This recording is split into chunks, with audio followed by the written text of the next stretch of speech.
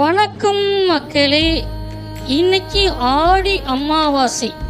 ஆடி மாதத்தில் வரக்கூடிய முக்கியமான நாளான இந்த அமாவாசை தினத்தன்று நம்மளுடைய முன்னோர்கள் 21 தலைமுறையை சார்ந்தவர்களுக்கும் தர்ப்பணம் கொடுப்பது வழக்கமாக வந்துள்ளது.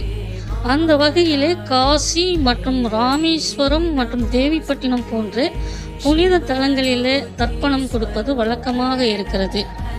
இதே போல் கடல் இல்லாத பகுதிகளில் ஆறுகளிலே தர்ப்பணம் கொடுப்பாங்க.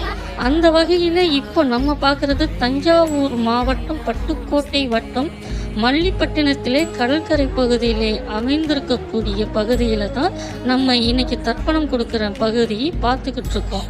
இங்கே சுற்று வட்டாரத்தில் உள்ள தஞ்சாவூர் மற்றும் பட்டுக்கோட்டை, பேராவூரணி, அதிராம்பட்டினம் போன்ற சுற்று வட்டாரத்தில் இருக்கக்கூடிய மக்கள் பெரும் பகுதியாக லட்சக்கணக்கான மக்கள் இந்த பகுதியிலே வர்றாங்க. வந்து காலையில் 5 மணி முதல் நண்பகல் 12 மணி வரைக்கும் தர்ப்பணம் கொடுக்குறாங்க.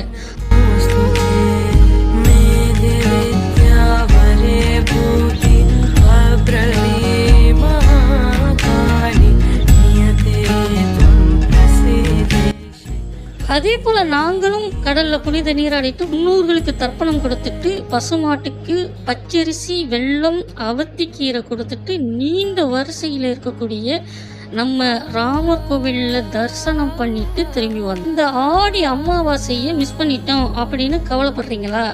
கவலையே வேணாம். வர்ற தை மாதம் இமாலய அமாவாசை, தை மாதத்தில் வரக்கூடிய இமாலய அமாவாசையிலும் இதோ போல மிக பிரம்மாண்டமாக நம்ம மல்லிப்பட்டினம் கடற்கரையில் தர்ப்பணம் கொடுக்கப்படும். அதுக்கு வந்து நீங்கள் அனைவரும் கலந்து கொண்டு நீங்களும் உங்கள் முன்னோர்களுக்கு தர்ப்பணம் கொடுத்து வழிபடலாம்.